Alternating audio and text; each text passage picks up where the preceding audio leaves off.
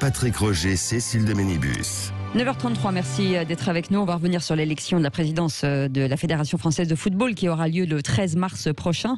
Et l'un des trois candidats, il y a Noël Le Graët, bien sûr, qui est pour l'instant actuellement candidat, Michel Moulin aussi, et le troisième, Frédéric Thiriez, est avec nous. Bonjour, bienvenue, merci. Bonjour, pardon pour le retard. Vous en prie, vous êtes ancien président de la Ligue de football professionnelle de 2002 à 2016 et vous êtes l'un des candidats à cette Fédération française de foot. Oui, et bien visiblement, il y a du sport quand même pour cette élection. Hein. On va en parler dans un instant, mais là, sur les réseaux sociaux, ça a beaucoup buzzé, etc. Pourquoi il y a tant de tension ? On en parlera peut-être tout à l'heure, mais moi, je fais une campagne sur le fond sur mon projet. Bien sûr. Non, mais ce que je veux ne dire me laisserai pas ni distraire, ni intimider par les manœuvres de l'équipe sortante. Je vous en parlerai tout à l'heure. Absolument. Si vous bien. Ce sont des manœuvres. Mais j'aimerais d'abord parler projet contre projet. Alors voilà, c'est si ça. ça vous, si ça vous convient. Parce que le football français, il se porte comment globalement ? Est-ce qu'il se porte bien ou pas ? Non, mais le football français est dans une crise sans précédent. Oui. Mais sans précédent. Que ce soit le foot professionnel, vous le savez, vous en parlez souvent, que le foot amateur, dont on ne parle jamais. Et ce qui me choque, c'est qu'hier, le président sortant a fait une déclaration me répondant à un cri d'alarme que j'ai lancé sur l'état du football. Et il a dit, en plus en se moquant visiblement, le football va mal ? Ah bon ? Mais quel aveuglement, mais quel déni ! C'est effrayant de voir le président de la Fédération française de football dire qu'au fond tout va bien. Circuler, il n'y a rien à voir, je suis là, tout va bien. Eh ben non. Mesdames, messieurs, tout ne va pas bien, tout va même très mal. Eh ben non, mais Frédéric Thiriez, pour les gens qui ne connaissent pas non plus le football plus que ça, en dehors des résultats, ils se disent tiens, finalement, le PSG a gagné hier soir à Barcelone, bon voilà, avec un Mbappé éblouissant, on est champion du monde, ça va peut-être pas si mal, quoi. Qu'est-ce qui ne va pas alors à l'intérieur en fait de ce football français ? Attendez, le football en France, ça n'est pas que l'équipe de France, ça n'est pas que le PSG, même si j'ai dit bravo au PSG et notamment à Mbappé, on en parlera peut-être tout à l'heure, et bravo à Didier Deschamps pour l'équipe de France, mais le football c'est beaucoup plus que ça. Le football d'abord c'est le football amateur, c'est nos 2 millions de jeunes qui jouent, dont vont sortir les plus grands joueurs professionnels de demain, sans doute les gars des équipes de France, et puis surtout, j'insiste là-dessus parce que c'est le cœur de mon projet, le football est devenu aujourd'hui, dans notre société, un instrument social irremplaçable d'éducation, de lien social, d'ascenseur social, d'apprentissage du vivre ensemble. Et tout cela qu'on oublie. Or, c'est ça le cœur de mon projet, c'est la vocation sociale et éducative du foot. Je dis, et je le maintiens, que le football est devenu le ciment de la société aujourd'hui. Et que quand le ciment se fissure, c'est la maison qui peut s'effondrer. Et la maison France. Oui, et qu'est-ce qui se fissure ? Non, mais alors, c'est vrai que c'est particulièrement important un peu partout, sur tout le territoire. Mais qu'est-ce qui se fissure dans ce milieu, alors peut-être plus amateur, justement, avant de venir au monde professionnel ? Eh bien, la situation est catastrophique. Je vous la décris en 2 minutes. Plus de licenciés, perte de licenciés considérable depuis le début de la crise, mais même avant. C'est lié peut-être au Covid, non ? La crise du football amateur, elle est bien antérieure à la crise du Covid. On a déjà commencé à souffrir. On a perdu des licenciés. Il faut tout de même un chiffre. J'en abuserai pas. En 2008, on avait 2 300 000 licenciés. Aujourd'hui, hors crise Covid, on serait à 2 millions. Donc ça ne progresse pas, malgré nos titres de champion du monde. Baisse de licenciés, perte des sponsors avec la crise économique, découragement des bénévoles, plus de recettes d'événements, vous savez, les fameuses buffettes, bien sûr. Plus de recettes, plus d'événements, démoralisation des joueurs. Vous savez, c'est déprimant de ne plus jouer depuis 4 mois. Et face à ça, moi je m'attendais à ce que la fédération fasse quelque chose. Mais fasse quelque chose, leur donne une aide d'urgence. Ah ben non, rien. J'ai vu. Il y a eu des discussions avec l'État pour qu'il y ait en fait des aides. Mais l'État malheureusement n'aide pas le football amateur. L'État a aidé pas mal le football professionnel. Pas assez d'ailleurs. Mais le football amateur est totalement laissé à l'abandon.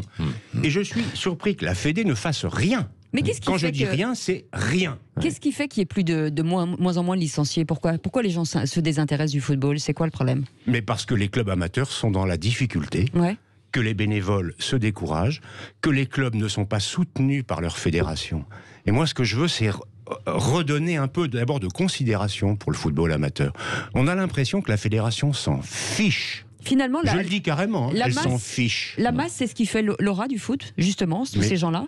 Mon ami Basile Boli, que j'adore à cause de son parcours, qui est avec vous, dans votre équipe, qui est mon numéro 2 sur la liste, dit, dans le football, c'est la masse qui fait l'élite. Et vous voyez, moi qui ai fait à la demande du président de la République un rapport sur l'ENA et les élites administratives, dans le monde politique, les élites s'auto-reproduisent. Ça fonctionne en vase clos, c'est l'entre-soi. Dans le foot, ça n'a rien à voir. C'est la vraie méritocratie. Bien sûr, il faut avoir du talent, mais après, il faut travailler. Et comme ça, vous avez des gamins, je prends Mbappé, parce qu'il est merveilleux, et ben c'était un petit joueur amateur de Bondy. Hier, il a marqué des buts incroyables. Pareil pour Basile, petit joueur amateur de Romainville, devenu C'est pour ça quand vous dites que la formation ne marche pas aujourd'hui en France et vous voulez mettre sur pied un nouveau plan de formation ambitieux. J'ai lu dans votre plan, dans votre projet. Quand on regarde en fait en France et puis même en Europe, beaucoup de joueurs ont été formés en France. On dit qu'on a des talents, des pépinières, qu'on a une bonne formation. Alors non ? Ou elle est remise en cause. On a, Dieu merci, depuis Georges Boulogne, qui a été, comment dirais-je, le pape de la formation dans les années 70, qui était un type extraordinaire. C'est lui qui a dit une phrase dont je m'inspirerai toujours.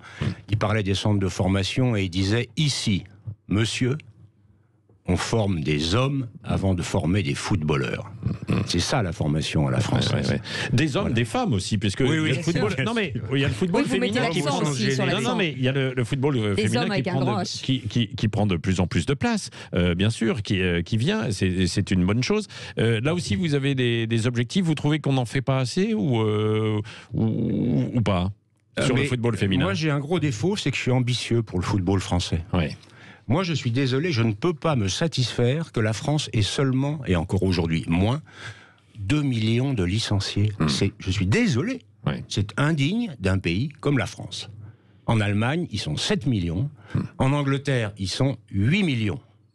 C'est indigne, 2 millions. Donc j'ai un plan que j'ai appelé plan de développement. En Angleterre, ils vont faire du cricket, c'est pour ça. Je plaisante. Mais... Bon, vous savez, parfois, il faut savoir regarder ailleurs, parce que nous, les Français, on a un peu tendance à s'auto-satisfaire. Bon, le président de la fédération, c'est l'exemple caricatural, à s'auto-satisfaire. Ça fait 10 ans que je suis là, tout va très bien. Mais non, tout va très mal. Je reviens à mon objectif. Et on lui posera la question aussi. Je veux 4 millions de licenciés dans 8 ans. D'accord. 4 millions. Pourquoi ? C'est pas un chiffre que j'ai sorti de ma tête comme ça. Aujourd'hui, en France, il y a entre 4 et 5 millions de gens qui jouent régulièrement au football. Ils jouent, mais ils ne sont pas licenciés. Ils ne sont pas dans la maison commune. Il faut les faire venir, ces gens, ces jeunes, qui pratiquent, par exemple, le futsal, qui pratiquent le foot à 5, qui veulent jouer quand ils veulent, avec qui ils veulent. Mais il faut que la maison commune, qui est la maison fédérale, les clubs accueillent tous ces gens-là. Pour les encadrer ? Bien sûr, pour les encadrer, pour organiser des compétitions. Si les gens veulent, il n'y a pas que la compétition dans le foot. Il ne faut pas oublier ça. Il y a le foot, plaisir. Et ça, c'est fondamental. Ça passe par quoi alors ça passe par des énormes programmes d'investissement. Investissement sur quoi? Matériel, des terrains, des choses comme ça. Moi, je lancerai l'opération 1000 terrains synthétiques pour la France. Oui, d'accord. Les Anglais l'ont fait, les Allemands l'ont fait, donc j'ai rien inventé. 1000 terrains synthétiques dont on manque cruellement dans ce pays. Ça peut être des terrains de grands jeux, comme on dit, ça peut être des demi-terrains pour jouer à 8, à 7, à 5. Pourquoi synthétique mais parce que je vais vous dire une chose. Depuis 2 mois, je circule dans toutes les régions de France. Eh bien, par exemple, dans toute la partie ouest de la France, les terrains en herbe sont indisponibles 5 mois sur 12. Je dis bien 5 mois sur 12. Et puis, parfois, ils sont abîmés. Donc, synthétique, pour pouvoir être utilisé beaucoup plus, accueillir de nouveaux licenciés. Ça coûte combien ça ? Mon opération 1000 terrains. Ouais, ça coûte cher un terrain synthétique. Hein, oui, bon. À l'unité, ça coûte 750 000 € hors taxe, éclairé. Ouais. Mais si vous faites 1000 terrains avec un appel d'offres européen, moi j'ai prévu entre 400 et 500 millions d'euros. Ouais. Comment on les trouve ? Eh bien moi, si je suis président de la Fédé, j'irai voir le gouvernement, le président de la République, je lui dirai voilà, monsieur le président de la République, votre plan de relance de l'économie, c'est 100 milliards d'euros. Je demande 500 millions d'euros pour notre jeunesse, pour nos gamins, nos jeunes filles. Vous ne pouvez pas refuser ça. C'est l'avenir de notre jeunesse qui en dépend. C'est leur bien-être, leur santé, leur bien-être social. Bon, c'est une cause majeure pour moi. On va poursuivre, Frédéric Thiriez. Ce que vous dites, grosso modo, c'est que les bons résultats de l'équipe de France masquent une réalité qui est beaucoup plus difficile dans le football amateur. Vous pouvez appeler et poser vos questions. 0826 3... Détails sur Suzuki.fr. Le Grand Matin Sud Radio, 7h-10h, Patrick Roger, Cécile de Ménibus. 9h47, merci d'être avec nous. Frédéric Thiriez est avec nous, ancien président de la Ligue de football de 2002 à 2016 et candidat à la Fédération française de football. Et ce matin, bien sûr, pas mal d'appels au 0826. Face à Noël Le Graët, qui est le président sortant, Noël Le Graët, et puis Michel Moulin, qui est un autre candidat. On leur donnera aussi, évidemment, la parole. Alors, il y a Kamel qui est avec nous, qui nous appelle de Thiers. Bonjour, Kamel. Dans le Val-de-Marne. Bonjour, Kamel. Oui, bonjour. Bonjour. Kamel à Thiers. Bon, alors posez votre question. Je crois que c'est lié beaucoup à la formation, c'est ça ? Oui, alors j'ai plusieurs questions. J'ai écouté avec attention le débat qui est très très intéressant. Alors, donc moi je suis à Thiers en effet, où donc un club qui fait beaucoup de choses pour les jeunes et notamment la section féminine, avec des éducatrices qui font un travail remarquable. Je vois en effet que les moyens sont pas toujours au rendez-vous. On parlait des stades, on voit beaucoup d'enfants sur très peu de mètres carrés de stade, et je voulais savoir à la fois ce qui est envisagé. Alors, il y a eu un bout de réponse tout à l'heure qui était donné pour accueillir et donner envie aux jeunes de venir pratiquer le football. Et ce n'est pas qu'un sport, et on voit beaucoup de choses qui convergent vers l'éducation en général. Ça, c'est plutôt une première question. Deuxième question, c'est qu'en effet, en France, il y a un vivier de talent, et quand on voit que des jeunes partent très tôt à l'étranger, c'est un signe et un signal qui est pas toujours bon, parce que je pense qu'on a, nous en France, quand même des possibilités à leur offrir, et ça pose la question des centres de formation, ça pose la question des voies, et derrière ça, il y a le sport, encore une fois, mais pas que ça, il y a des débouchés. En passant par le football, on a des débouchés professionnels. Tous n'auront pas leur chance pour devenir des bien sûr, sur d'autres types de métiers. Mais oui, c'est vrai. Bon, en tout cas, il y a ce que vous dites, Kamel, c'est il faudrait davantage en fait de moyens pour ce football amateur, parce que pour accueillir l'ensemble des jeunes qui viennent frapper à la porte, et puis parce que vous avez un rôle derrière d'éducation encore. Exactement. Frédéric Thiriez. Bonjour Kamel. Alors d'abord, je partage votre avis. Le football, c'est beaucoup plus qu'un sport. C'est beaucoup plus qu'un sport. C'est l'école de la vie. C'est pas moi qui l'ai dit, c'est Camus, qui est quand même un grand philosophe et auteur français. C'est l'école de la vie. C'est là où on apprend les règles de base de la vie en société, c'est-à-dire le respect de l'autre, le respect de son adversaire, le respect de l'arbitre, la discipline, se lever le matin, respecter les horaires, la solidarité de l'équipe, le respect des différences. Donc c'est fondamental. C'est pour ça que je lance un cri d'alarme. Et ce que vous dites va un peu dans mon sens pour la situation du foot amateur. C'est pour ça que j'ai prévu dans mon plan, d'abord un plan d'urgence à hauteur de 40 millions d'euros, financé par un prêt garanti par l'État pour nos 15 000 clubs amateur, ça c'est pour faire face aux situations d'urgence. Il y a des clubs qui vont fermer. Oui, les éducateurs, etc. Mais bien sûr, il y a des clubs qui vont fermer. Ce que je veux préciser aussi, c'est que ces moyens-là, il faut aussi consacrer une part importante pour les sections féminines qui passent souvent à la trappe dans les clubs parce que ils récupèrent ce qui reste comme moyen. Ouais. Et je vois l'effort entier qui est tout dépend en réalité de la volonté et de la force qui est mise par les éducatrices qui est extraordinaire et je pense qu'il faudrait quand même aussi ce sont la place de la femme dans le football et voilà, il doit être des éducateurs et éducatrices, Kamel, qui là ce ne sont pas des bénévoles, hein, ce sont des gens qui sont quand même un peu rémunérés, hein, c'est ça, parce qu'il y a la place du bénévolat qui est particulièrement importante. Oui, aussi, il y en a certaines, certains et certaines, mais il y a aussi une grande partie qui le sont, qui sont quelquefois des parents, etc., qui s'investissent et on les remercie d'ailleurs pour ça.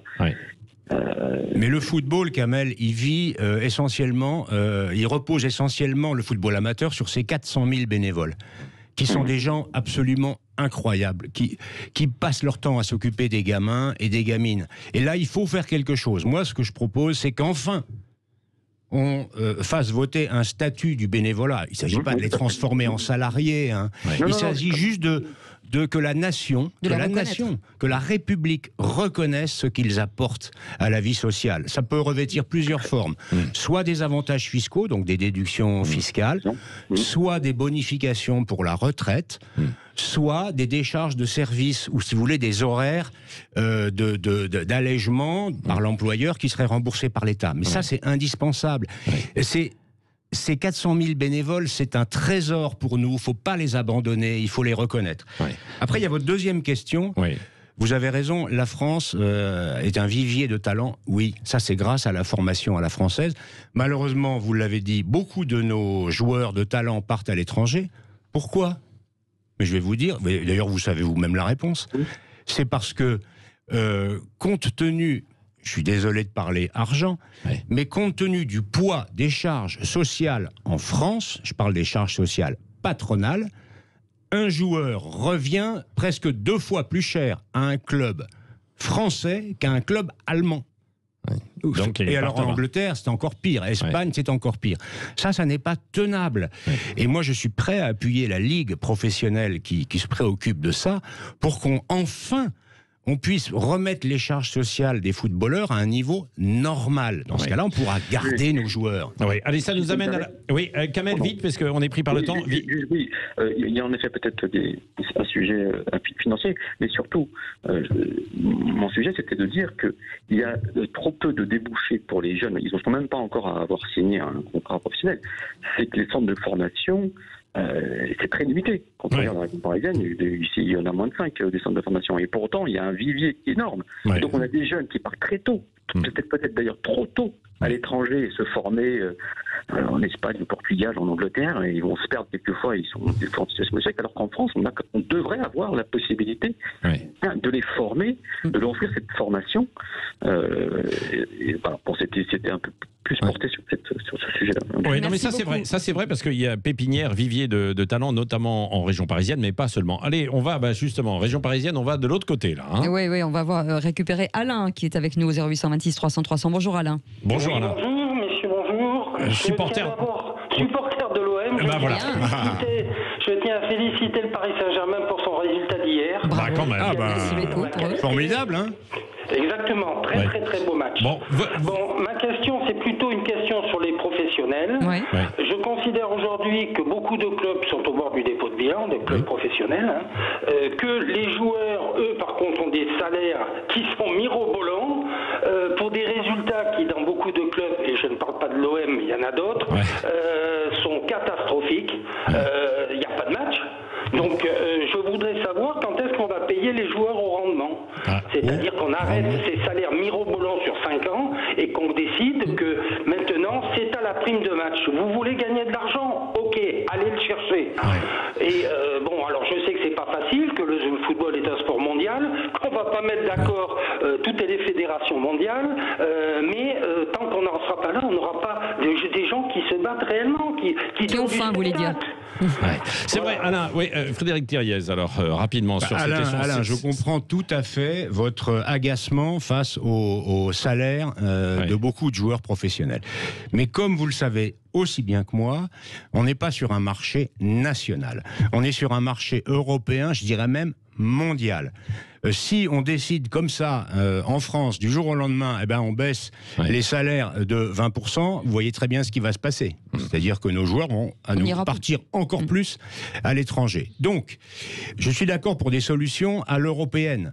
Le fair play financier qu'a lancé Michel Platini, à ma demande d'ailleurs, sur la base du système français de contrôle financier des clubs, va dans ce sens. On peut aussi réfléchir à des formules de salary cap. Notamment, il ne faut pas que la masse salariale dépasse X% du chiffre d'affaires. On peut aussi, et vous avez raison, augmenter la part variable de la rémunération selon les résultats. Mais ne faisons pas de démagogie sur les salaires des footballeurs. Tout le monde critique les salaires des footballeurs. Personne ne parle des salaires des stars de la chanson ou du cinéma.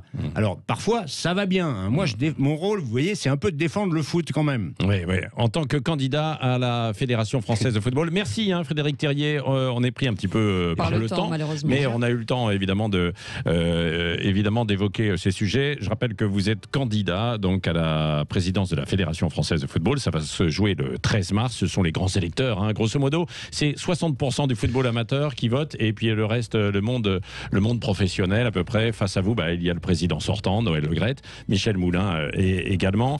Et voilà, c'est un moment important. Évidemment, c'est un moment très important. Surtout en cette période. Merci en tout cas d'être venu ce matin sur Sud Radio. Merci à vous.